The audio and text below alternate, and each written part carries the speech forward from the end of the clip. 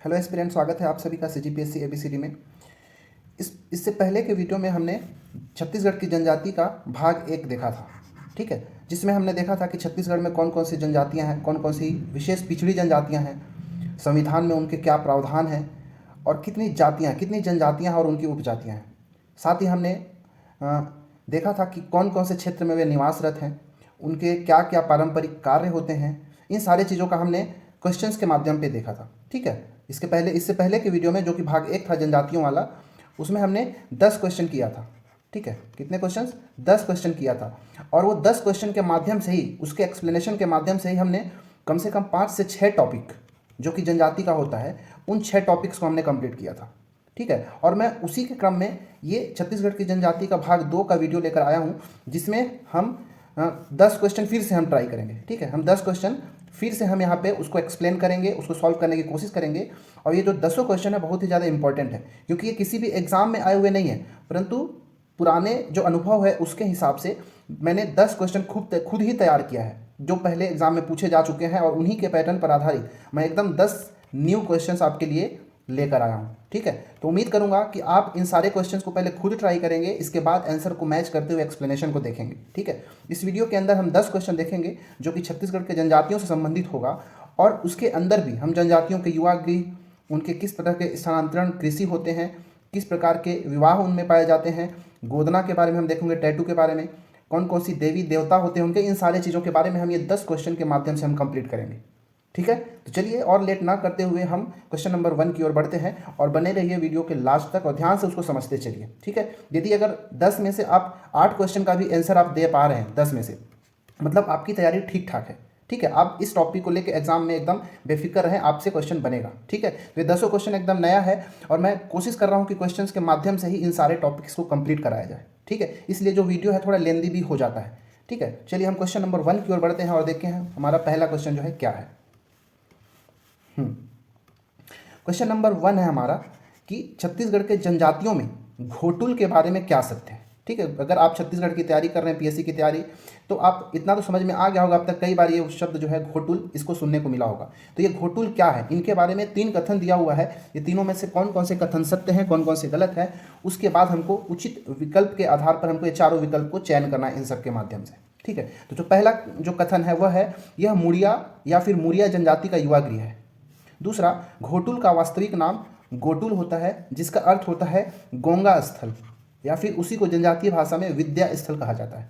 तीसरा है, घोटुल में हुल्की पाटा, मांदरी और कक्सार नृत्य किया जाता है। तो ये 3 कथनों में कौन कौन सा कथन सही है वो आपको बताना है, ठीक है। तो इसका जो पहला कथन है कि यह मुड़िया और माड़िया जनजाति का युवा गृह है, ये बिल्कुल सही है, ठीक है ना। जो घोटुल होता है वो मुड़िया और माड़िया जनजाति का युवा गृह होता है, ठीक है ना।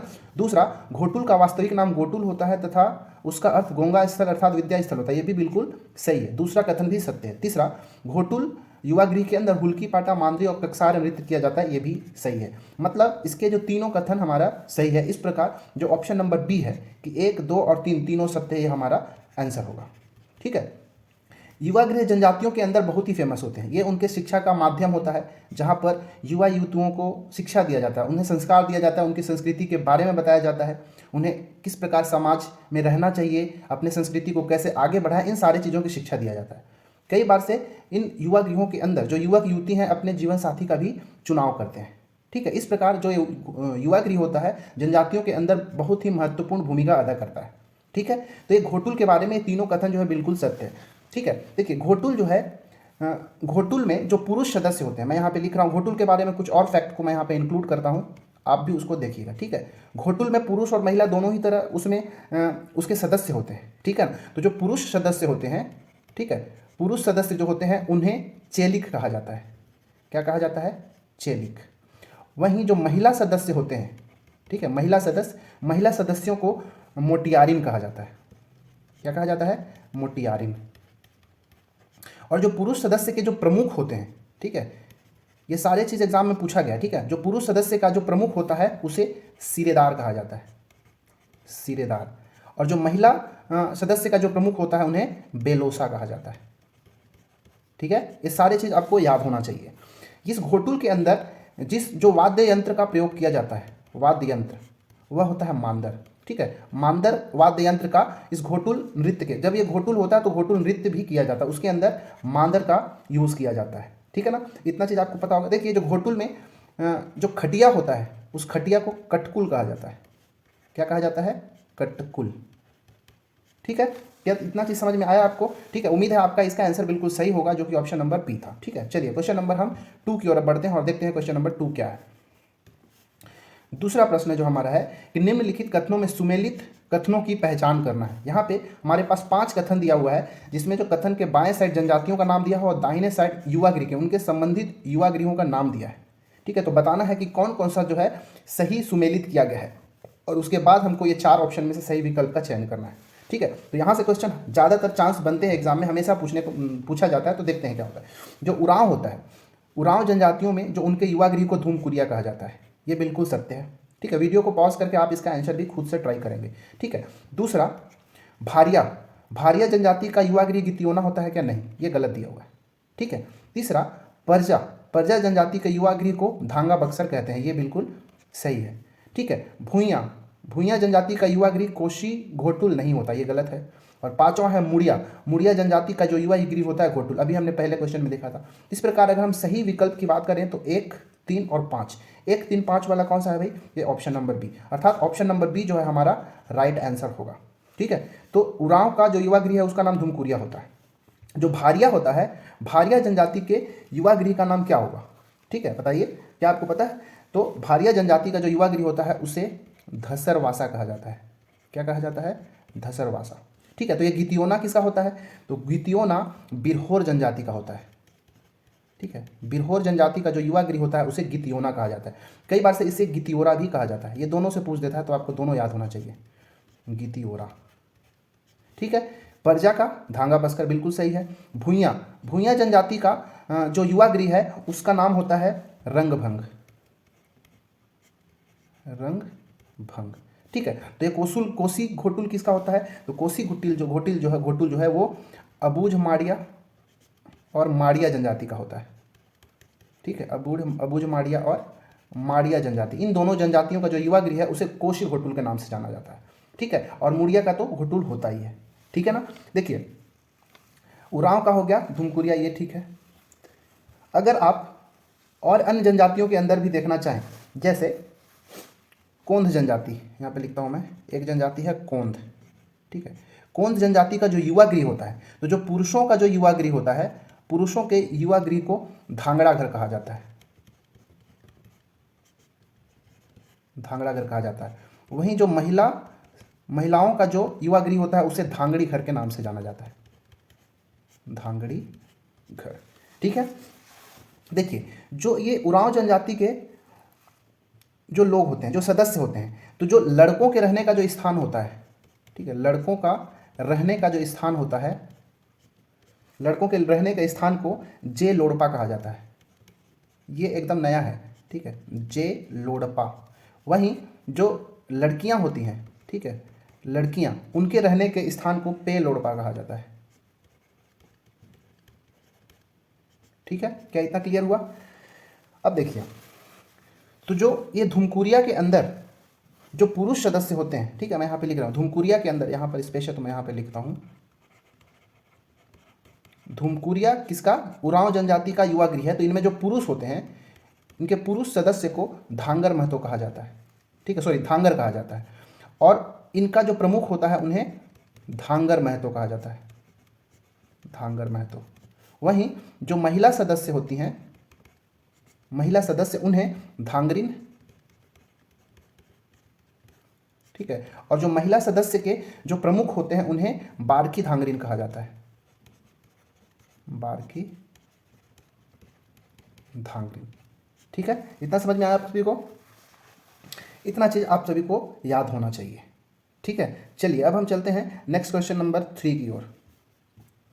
और आप खुद भी तो एक बुक फॉलो करते होंगे, तो उन बुक में अगर आपको कुछ एक्स्ट्रा चीज़ भी मिलता है तो उन सभी को भी आप ध्यान देंगे, ठीक है। बाकी यहाँ पे लगभग जितने जो एग्जाम्स में पूछे जाते हैं यहाँ पे वो कंप्लीट है, ठीक है ना। चलिए क्वेश्चन नंबर 3 की ओर बढ़ते हैं।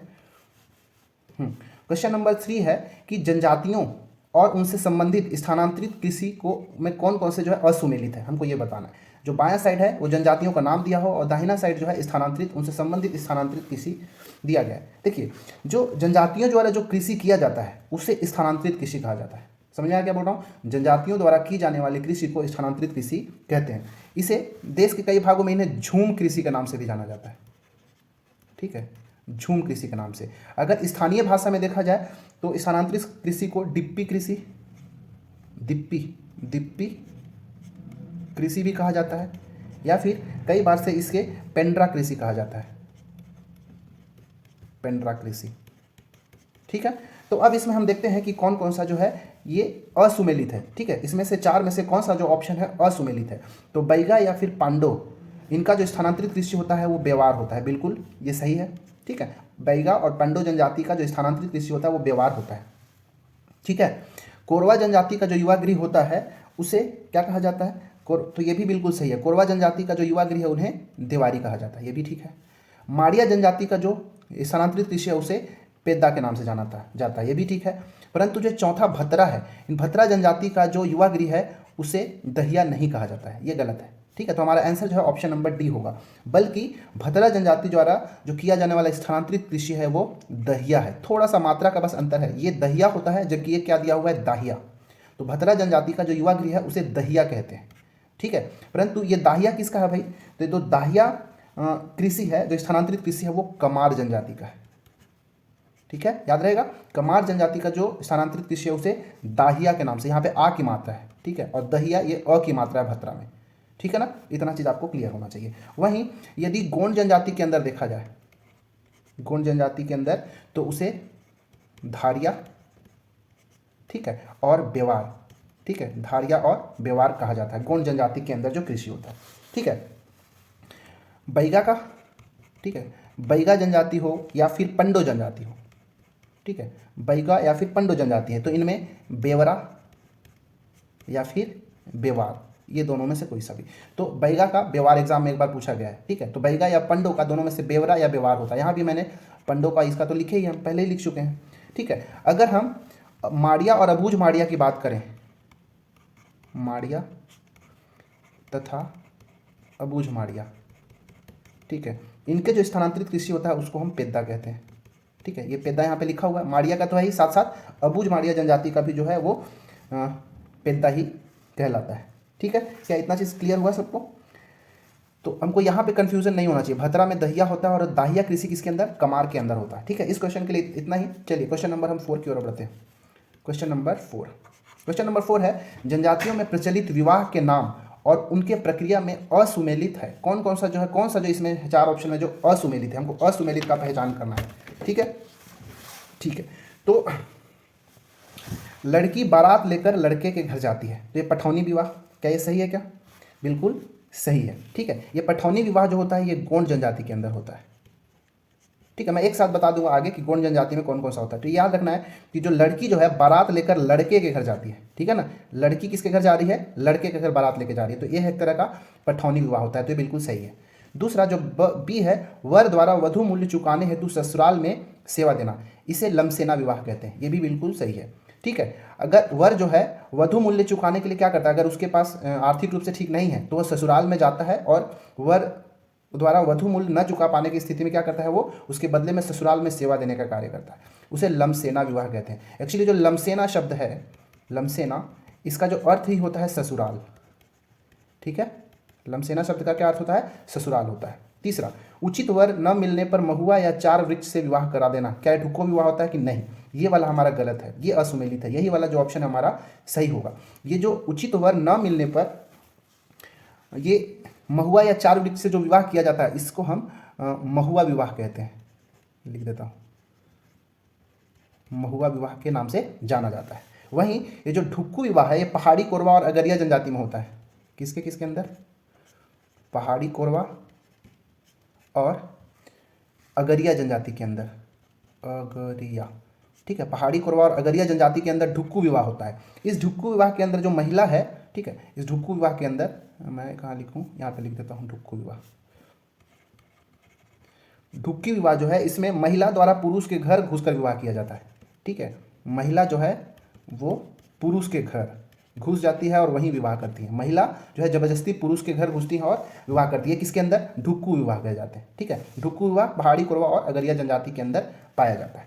ठीक है ना। और जो चौथा है विधवा विवाह या फिर चूरी पहनाई विवाह, इसे अर-उतो विवाह कहा जाता है। ये बिल्कुल सही है। ठीक है ना। इसे हल्दी पानी विवाह भी कहा जाता है। क्या कहा जाता है?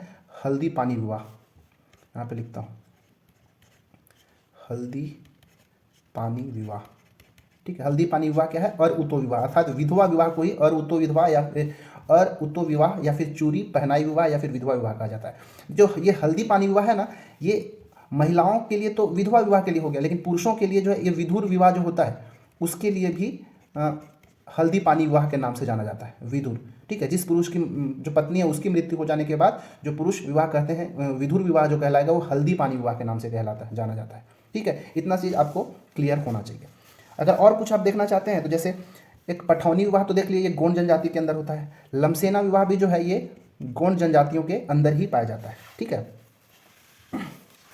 अब देखिए हम कुछ और देख लेते हैं, जैसे गोंड जनजातियों में और कौन कौन सा विवाह होता है वो देखिए, मैं यहाँ पे कुछ कुछ नोट डाउन करता हूँ। गोंड जनजातियों के अंदर एक होता है पैडुल विवाह। पैडुल विवाह को ही चढ़ विवाह भी कहा जाता है, चढ़ विवाह। इसके अंदर लड़का जो है लड़की के घर बारात लेके जाता है। ठीक है, लड़का लड़की के घर, ये एरो को आप समझ लीजिएगा। ठीक है, लड़का जो है लड़की के घर बारात लेके जाता है। तो पठौनी विवाह के अंदर हमने क्या देखा था कि जो लड़की है वो बारात लेके लड़के के घर जा रहा है, उसका जस्ट उल्टा जो है पैडुल या फिर चढ़ विवाह, ये च है ना, ये चढ़ विवाह, ये लड़का लड़की के घर बारात लेके जाता है। ठीक है, ये सभी गोंड जनजाति का हो गया। ठीक है, ये वाला पठौनी विवाह और लमसेना विवाह भी गोंड जनजाति के अंदर ही, और पैडुल विवाह और या फिर चढ़ विवाह भी गोंड जनजाति के अंदर ही होता है। एक और याद रखिएगा, भगेली, भगेली विवाह, या इसी को कई बार से पोट्टा विवाह भी कहा जाता है या फिर गंधर्व विवाह। ठीक है, गंधर्व विवाह, इसमें जो है लड़की जो है, फिर से इसमें भी लड़की जो है लड़के के घर जाती है। ठीक है, ये लड़की जो है लड़के के घर जबरदस्ती रहती है और विवाह कर लेती है। ये भगेली विवाह, पोट्टा विवाह या गंधर्व विवाह की बात कर रहा हूँ। इसमें भी लड़की जो है लड़के के घर जाती है जबरदस्ती और विवाह कर लेती है।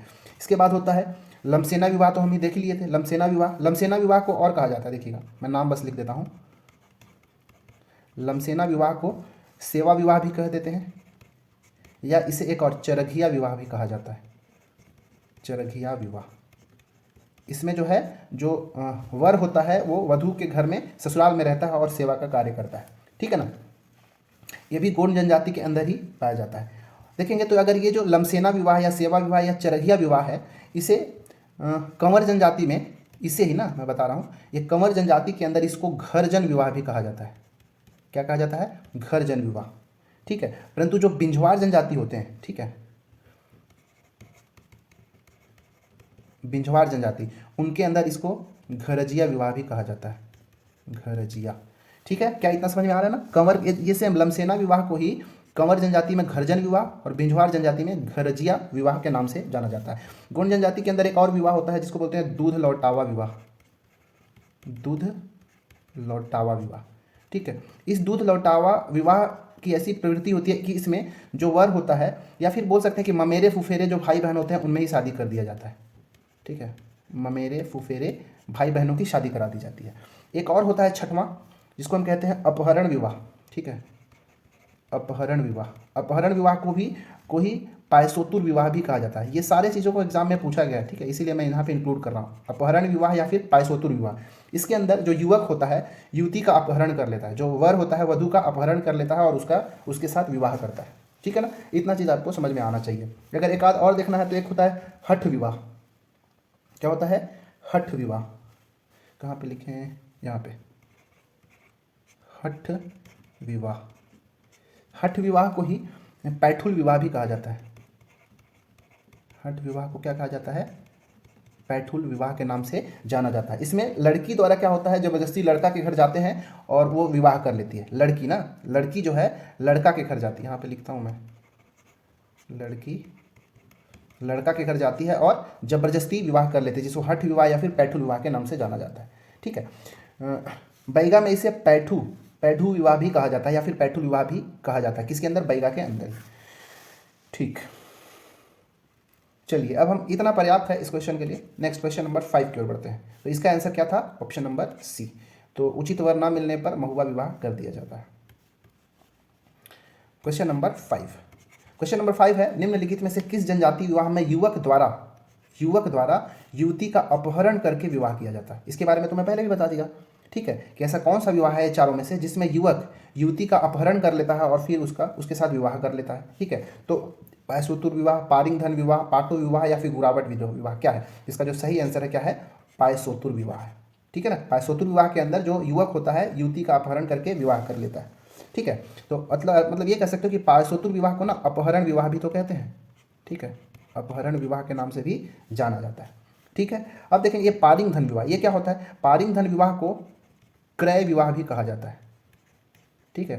पारिंगधन विवाह को क्रय विवाह के नाम से भी जाना जाता है। इसमें क्या होता है? वर द्वारा उपहार स्वरूप सामान देकर विवाह किया जाता है। जो वर होता है वो क्या करता है?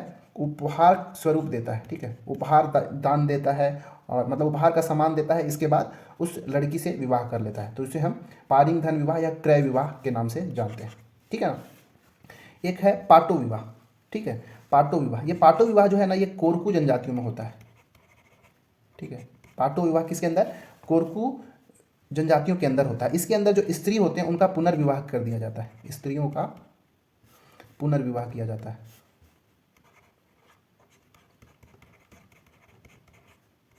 ठीक है। वैसे ही अगर देखें गुरावट विवाह, तो गुरावट विवाह को और विनिमय विवाह के नाम से भी जाना जाता है, विनिमय विवाह, ठीक है। इसके अंदर जो वर और वधुओं का आदान प्रदान किया जाता है, वर वधु का आदान प्रदान, ठीक है, वर वधुओं का आदान प्रदान करके एक दूसरे का विवाह करवा दिया जाता है, ठीक है। वैसे ही कुछ और देखेंगे तो एक कांड विवाह होता है, ठीक है, कांड विवाह, ये भुंजिया जनजाति के अंदर होता है। कांड विवाह किसके अंदर? भुंजिया जनजाति के विवाह के अंदर होता है। इसमें लड़कियों का विवाह पूर्व ही कर दिया जाता है शादी, ठीक है ना। ये कांड विवाह है, लड़कियां जो है शादी से पूर्व जो कांड करती हैं उसे ही कांड विवाह के नाम से जाना जाता है। एक बिंझवार जनजाति के अंदर एक तीर विवाह भी होता है। क्या होता है? तीर विवाह। अगर किसी लड़की का मान लेते हैं कि वर नहीं मिल रहा उसके लिए, तो उसका तीर के साथ विवाह कर दिया जाता है। ये किसके अंदर? बिंझवार जनजाति के अंदर होता है, ठीक है। इतना आपको समझ में आ गया होगा, ठीक है। तो इसका आंसर क्या था? पायसोतुर विवाह। उम्मीद है आपका भी ये सही हुआ होगा। क्वेश्चन नंबर 6 की ओर बढ़ते हैं। क्वेश्चन नंबर 6 है कि सुमेलित कथनों की पहचान करें। इसमें से कौन कौन सा जो कथन है वो सुमेलित है? जो बाएं साइड जो है जनजातियों का नाम दिया है और दाहिने साइड रसोई घर का नाम दिया है कि कौन कौन सा जो है उनसे संबंधित रसोई घर होते हैं, ठीक है। तो देखते हैं, ये 1 2 3 4 कथन दिया है, चारों में से कौन कौन सा कथन सही है हमको वो बताना है, ठीक है। भुंजिया जनजाति का जो रसोई घर है, क्या उसे लाल बंगला के नाम से जाना जाता है? तो ये बिल्कुल सही है। जो 2021 में CGPSC हुआ था उसके अंदर ये क्वेश्चन पूछा गया था। लाल बंगला क्या है? ये भुंजिया जनजाति का क्या है? एक रसोई घर का नाम लाल बंगला कहलाता है, ठीक है। वहीं जो पारधी है, ठीक है, पारधी जनजाति का जो रसोई घर है उसे अगादी नहीं कहते, ये गलत है, ठीक है। दोरला जनजाति का जो रसोई घर है उसे ओजल कहते हैं, तो ये बिल्कुल सही है। तो पहला और तीसरा सही हो गया। जो अबूझ माड़िया होते हैं, ठीक है, अबूझ माड़िया का जो रसोई घर है वो रांधड़ घर नहीं होता, ठीक है। तो मतलब दूसरा और चौथा जो है गलत है और पहला और तीसरा सही है। हमको सुमेलित कथनों का ही पहचान करना था, तो पहला और तीसरा सत्य है, जो कि ऑप्शन नंबर बी है। तो हमारा ऑप्शन नंबर बी क्या हो जाएगा? आंसर हो जाएगा, ठीक है। तो भुंजिया का रसोई घर का नाम लाल बंगला, पारधी का अंगादी नहीं होता, तो पारधी जनजाति का क्या होता है? उसको कहते हैं माई घर, ठीक है। पारधी जनजाति का जो रसोई घर होता है उसे माई घर के नाम से जाना जाता है। तो ये अगादी किसका है भाई? ये भी तो पता होना चाहिए। तो अगादी किसका होना चाहिए? अगादी अबूझ माड़िया का होता है, ठीक है। अबूझ माड़िया जनजाति का जो रसोई घर होता है उसे अगादी के नाम से जाना जाता है। दोरला का ओजल, अबूझ माड़िया का अभी मैं बताया क्या था, इसका अगादी था, सॉरी अगादी नहीं अंगादी, ठीक है। और रांधरगढ़ किसका फिर होगा भाई? तो रांधरगढ़ जो है ये बैगा जनजाति का होता है, ठीक है। बैगा जनजाति का रसोई घर का नाम क्या है? रांधरगढ़ है। वहीं अगर माड़िया जनजाति का देखें तो इसका बोला जाता है रांधा लोना, ठीक है। माड़िया और अबूझ माड़िया का देखिए क्या है? अबूझ माड़िया का अंगादी, लेकिन माड़िया का रांधा लोना। वहीं अबूझ माड़िया का तो ये हो गया, ठीक है। और जो बैगा होता है उसको रांधरगढ़ और ये रांधर लोना कहलाता है, ठीक है। इस प्रकार हमने देखा कि जो पहला और तीसरा सही है, बाकी असत्य था, तो मैंने उनका सही आंसर भी यहाँ पे मैंने ऐड कर दिया हुआ है, ठीक है, चलिए क्वेश्चन नंबर 7 की ओर बढ़ते हैं। इसका आंसर जो है ऑप्शन नंबर बी था। क्वेश्चन नंबर 7 है, छत्तीसगढ़ के जनजातियों में प्रचलित गोदना कला अर्थात टैटू, ठीक है, गोदना कला अर्थात टैटू के बारे में निम्नलिखित कथनों पर विचार करना है। बताना है कि कौन कौन सा जो कथन सही है। वीडियो को पॉज करके इसका आप आंसर देने की कोशिश करें और बताएं कि इसका सही आंसर जो है क्या होगा। ठीक है, 4 कथन दिया गया, इसमें से कौन कौन कथन जो है बिल्कुल सही हमको वो बताना है। ठीक है, तो पहला कथन है, छत्तीसगढ़ के कुंजर, बंजारा और ओझा जनजातियां गोदना शिल्प का कार्य करते हैं। ये बिल्कुल सही है। छत्तीसगढ़ के जो कुंजर, बंजारा और ओझा एक गोंड जनजाति की ही एक उपजाति है। ठीक है ना, तो ये कुंजर, बंजारा और ओझा ये तीनों जनजातियां जो है गोदना शिल्प का कार्य करते हैं। ठीक है, इसके बाद कमार जनजाति के लोग सर्वाधिक गोदना प्रिय होते हैं क्या? नहीं, ये गलत है। ठीक है, तीसरा, देवार जाति की स्त्रियां अपने कंधों पर मोर की आकृति बनवाती हैं। क्या ये सही है क्या? नहीं, ये भी गलत है। चौथा, बैगा जनजाति की महिलाएं अपने शरीर पर झेला गोदना गोदवाती हैं। ये गोदना का एक तरह का प्रकार है, झेला गोदना। ये बिल्कुल सही है। तो पहला और चौथा ऑप्शन सही है। बैगा जनजाति की जो महिलाएं होती हैं अपने शरीर पर झेला गोदना गोदवाती हैं। ठीक है, तो ये हमारा पहला और चौथा ऑप्शन सही है। तो ये कौन सा? ऑप्शन नंबर सी हमारा करेक्ट आंसर होगा, ऑप्शन नंबर सी। अब देखिए यहाँ पे, बैगा जनजाति महिलाओं के शरीर पर पूरा भरपूर गोदना गोदवाने के लिए, मतलब जो बैगा जनजाति होती हैं ये सर्वाधिक गोदना प्रिय जनजाति होती हैं। ये यहाँ पे थोड़ा सा कन्फ्यूजन होता है। ठीक है, सर्वाधिक गोदना प्रिय जनजाति कौन सा है भाई? तो ये बैगा जनजाति। ठीक है, बैगा जनजाति सर्वाधिक गोदना प्रिय जनजाति है। ठीक है, लेकिन जो कमार जनजाति होते हैं, ठीक है, कमार, वो सर्वाधिक गोदना प्रिय नहीं होते हैं। ये गलत है। जो कमार होते हैं सर्वाधिक गोदना गोदवाने वाले होते हैं, सर्वाधिक गोदना गोदवाने वाले। ठीक है, सर्वाधिक गोदना गोदवाने वाली जाति कौन से है? तो कमार। सर्वाधिक गोदना प्रिय जनजाति कौन सी है? तो बैगा। ठीक है ना, देखिए जो कमार स्त्रियां होती हैं ना, वही अपने कंधों पर मोर की आकृति बनवाते हैं। तो ये देवार नहीं होना चाहिए, इस देवार की जगह क्या होना चाहिए? कमार। ठीक है, कमार जनजाति की जो स्त्रियां होती हैं वो अपने कंधों पर मोर की आकृति जो है गोदवाती हैं। ठीक है ना, तो हमारा यहाँ से ये जो कमार जनजाति की जगह बैगा जनजाति सर्वाधिक गोदना प्रिय होते हैं, और देवार जनजाति की जगह जो कमार जनजातियां हैं वो मोर की आकृति अपने कंधों पर बनवाती हैं। इतना सारा चीज़ आपको पता होना चाहिए। एक चीज़ और याद रखिए कि छत्तीसगढ़ में एक गाँव है जिसका नाम है जामगला। जामगला, तो जो जामगला की जो महिलाएं होती हैं वो गोदना के लिए बहुत ही ज़्यादा प्रसिद्ध हैं। ठीक है, गोदना के लिए प्रसिद्ध है। ये एग्जाम में पूछा गया क्वेश्चन है। ठीक है, छत्तीसगढ़ का जो जामगला गांव है, ठीक है, छत्तीसगढ़ का जो जामगला गांव है वो गोदना के लिए, मतलब यहाँ की जो महिलाएं हैं वो गोदना के लिए प्रसिद्ध होते हैं। ठीक है, इतना सारा चीज़ आपको गोदना के बारे में पता होना चाहिए था। ठीक है, ठीक है, चलिए क्वेश्चन नंबर 8 की ओर बढ़ते हैं। देखते हैं कि क्वेश्चन नंबर 8 हमारा क्या है। क्वेश्चन नंबर 8, ये जनजातियां और उनकी देवी देवताओं पर संबंधित है। ठीक है, कि कौन सी जनजाति का कौन से देवी देवता होते हैं। इनमें से हमको देखना है, ये 6 कथन दिया हुआ, इसमें से कौन कौन सा कथन सुमेलित है हमको वो बताना है। ठीक है, सुमेलित कथन का पहचान करना है। चलिए देखते हैं। उरांव जनजाति का देवी देवता, उरांव की जनजाति होती है वो सरना देवी होती है, ये बिल्कुल सही है। दूसरा, भत्रा जनजाति की जो देवी होती हैं वो शिकारी देवी होती हैं, ये भी बिल्कुल सही है। ठीक है, भत्रा जनजाति की जो देवी होती हैं वो शिकारी देवी होती हैं, उरांव का सरना देवी। बैगा जनजाति के जो बूढ़ा देवी भी ठीक है, बैगा जनजाति की देवी जो देवता है वो बूढ़ा देव होते हैं, भी ठीक है। चौथा, मुड़िया जनजाति के क्या होते हैं? अंगा देव। इसको ऐसे याद रखिएगा, जो मुड़ी एक तरह का अंग है ना, तो मुड़ी अंगा देव। ठीक, मुड़िया का। गोंड जनजातियों का दूल्हा देव, ये भी बिल्कुल सही है। और छठवां, कोरवा जनजाति की जो देवी होती है खुड़िया रानी। इस प्रकार देखेंगे तो यहाँ पे छयों का छयों सत्य है। आपका कौन सा आंसर था आप कमेंट बॉक्स में बता सकते हैं। तो यहाँ पे हमारा 1 2 3 4 5 6 सभी जो है हमारा सही दिया गया है। उरांव का सरना देवी, भत्रा का शिकारी देवी, बैगा का बूढ़ा देव, मुड़िया का अंगा देव, गोंड का दूल्हा देव और कोरवा का खुड़िया रानी होते हैं। ठीक है ना, जो गोंड का क्या बताया मैंने? गोंड का दूल्हा देव। लिंगो पेन भी होते हैं, यहाँ पे मैं लिख देता हूँ, गोंड जनजातियों के देवताओं में लिंगो पेन भी होते हैं। ठीक है, वैसे उरांव का सरना देवी के साथ साथ एक और याद रख सकते हैं कि धर्मेश, ये भी उरांव जनजाति के देवता होते हैं। ठीक है, यहाँ पे कंवर का नहीं दिया है तो मैं यहाँ पे लिख देता हूँ, जो कंवर जनजाति होते हैं उनके जो देवता होते हैं उनका नाम है सगराखंड। ठीक है, बिंझवार जनजाति, ये तो कॉमन है, आप याद रख सकते हैं। बिंझवार जनजाति की जो देवी होती हैं वो होती हैं विंध्यवासिनी देवी। ठीक है, वासनी देवी। ठीक है। बिरहोर जनजाति, बिरहोर जनजाति के जो देवता होते हैं सूरज देव या सूर्य देव। ठीक है, सूरज देव या सूर्य देव। वहीं जो कमार जनजाति होते हैं इनकी जो देवी है छोटे माई बड़े माई, छोटे माई और बड़े माई।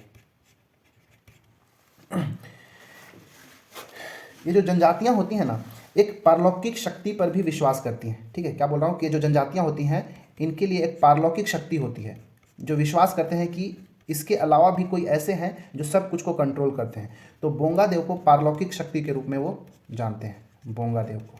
ठीक है, ये जनजातियाँ। ठीक है, इतना समझ में आया कि नहीं? तो इसका क्वेश्चन नंबर 8 का ये सभी जो है सुमेलित है, और बाकी जो कुछ अन्य जनजातियां हैं उनका मैंने यहाँ पर लिख दिया हुआ है। तो इतना सारा चीज़ को आपको यहाँ से याद रखना पड़ेगा। ठीक है, चलिए क्वेश्चन नंबर 9 की ओर बढ़ते हैं। क्वेश्चन नंबर 9 है कि जनजातियों के नृत्य और संबंधित देवी देवता का नाम बताइए। ठीक है, कि कौन से नृत्य में कौन कौन से देवी देवता होते हैं। इसमें सुमेल नहीं है, बताना है कि कौन कौन सा सुमेलित नहीं है। ठीक है, तो देखते हैं। तो घोटुल, घोटुल के अंदर लिंगोपेन देवी देवता का प्रसन्न किया जाता है नृत्य के माध्यम से, तो ये जो है बिल्कुल सही है। ठीक है ना। दूसरा माओपाटा, माओपाटा के अंदर सिरहादेव होते हैं। ठीक है, माओपाटा के अंदर सिरहादेव होते हैं, ये भी बिल्कुल सही है। हमको देखिए ध्यान रखिएगा यहाँ सुमेल नहीं है का पता लगाना है, जो इन पांचों में से सुमेलित नहीं है। तो ये वाला जो है ये सुमेलित है। ठीक है ना, ये भी हमारा सुमेलित है। खम्ब स्वांग, खम्ब स्वांग में अंगादेव नहीं होता। ठीक है, ये हमारा गलत है। खम्ब स्वांग में अंगादेव की जगह खंडरा देव होते हैं, खंडरा देव। ठीक है, खंडरा देव याद, यहाँ पे देव आप लिख लीजिएगा, खंडरा देव। खम्ब स्वांग के अंदर क्या खंडरा देव होते हैं, ये ना है खंडरा देव। तो भाई ये अंगादेव किसके होते हैं ये भी तो हमको पता होना चाहिए।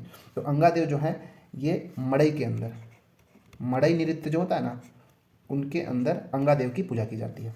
ठीक है। मातर त्यौहार, जो मातर त्यौहार होते हैं इनमें जो देवता होते हैं, यहाँ पे मैं लिखता हूँ, वहाँ पे स्पेस नहीं है। मातर त्यौहार के अंदर खोंड देव, खोंड देव। ठीक है। इसके बाद जो मड़ई, मड़ई के अंदर खोंड देव नहीं, खोंड देव किसके अंदर, खोंड देव तो मातर त्यौहार के अंदर है। तो मड़ई के अंदर क्या, अभी मैं बताया था, मड़ई के अंदर क्या होते हैं अंगादेव, जो कि मैं यहाँ पे लिख दिया हूँ। ठीक है।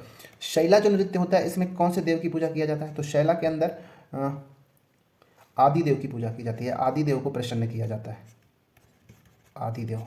ठीक है। इसके बाद कर्मा के अंदर, कर्मा के अंदर तो सब जानते होंगे, कर्मा नृत्य के अंदर करम सेनी। ठीक है, करम सेनी देवी की को खुश किया जाता है, उन्हें प्रसन्न करने के लिए किया जाता है। घोटुल के अंदर तो हमको पता हो गया लिंगोपेन। मातर त्यौहार के अंदर तो हम देख लिए क्या कि खोंड देव। मड़ई के अंदर अंगादेव। ठीक है। एक होता है कक्सार, उरांव जनजाति का एक नृत्य होता है कक्सार नृत्य। ठीक है। इसके अंदर लिंगोपेन की ही पूजा की जाती है, लिंगोपेन को प्रसन्न करने के लिए नृत्य किया जाता है। लिंग देव भी कई बार से लिखा जाता है। ठीक है, लिंग देव। ये सारे जो थे ये नृत्य और उनसे संबंधित देवी देवता थे। तो इसमें हमारा जो सुमेल नहीं है वो कौन कौन से हैं भाई, तो ये दोनों तो सुमेलित था, घोटुल के अंदर लिंगोपेन, माओपाटा के अंदर सिरहादेव। तो ये जो तीसरा, चौथा और पांचवा थे ये जो है सुमेलित नहीं थे। इस प्रकार जो हमारा आंसर होगा ऑप्शन नंबर डी, 3, 4, 5। ठीक है, चलिए क्वेश्चन नंबर हम 10 की ओर बढ़ते हैं। क्वेश्चन नंबर 10वां है, निम्नलिखित में से सुमेलित का पहचान करें। इसमें से कौन सा सुमेलित है। एक साइड में जो देवी देवता है और दूसरा जो निवासित वृक्ष, इधर मतलब कौन सा देवी देवता जो है वो कौन से वृक्ष के अंदर निवास करते हैं, हमको ये बताना है। ठीक है। पहला दंतेश्वरी देवी क्या नीम के तना में निवास करती हैं, नहीं ये गलत है। ठीक है, ये वाला गलत है। ठाकुर देव पीपल वृक्ष के अंदर, ये बिल्कुल सही है। हमको सुमेलित की पहचान करना है ना, तो दूसरा हमको मिल गया सुमेलित। तो ठाकुर देव जो है वो पीपल वृक्ष में निवास करते हैं, ये बिल्कुल ठीक है। तो शीतला माता, साजा तना नहीं, खूंटा देव, शीशम तना नहीं, क्योंकि हमको सुमेलित निकालना था। तो चार में से बस एक ही सुमेलित है। ठाकुर देव कहाँ निवास करते हैं, पीपल वृक्ष के अंदर। तो ये दंतेश्वरी माता कहाँ भाई,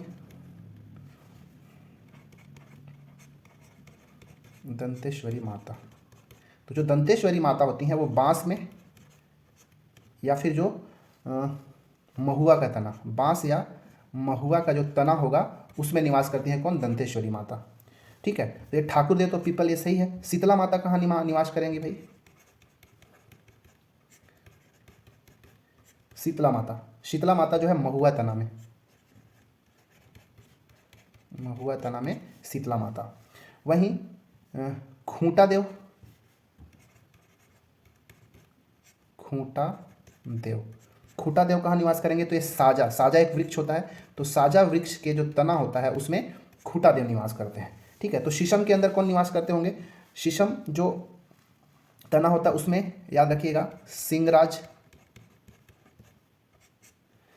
और कोंडाराज, सिंहराज और कोंडाराज, ये दोनों जो देवता होते हैं वो शीशम तना के अंदर निवास करते हैं।